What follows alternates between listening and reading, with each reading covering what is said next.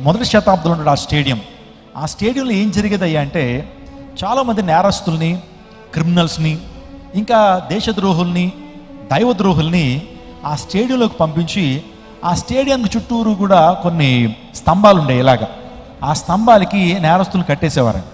కట్టేసి రాత్రి వేళల్లో ఈ రాజులు, పరిపాలకులు వీళ్ళందరూ కూడా అలా పైన గ్యాలరీ మీద కూర్చునేవారు. కూర్చున్న తర్వాత వారికి వెలుగివ్వటం కొరకు ఆ మైదానంలో కొన్ని క్రీడలు ఏర్పాటు చేస్తుండేటువంటి వారు. కొన్ని ఆటలు వారు ఆడుకునేటువంటి వారు.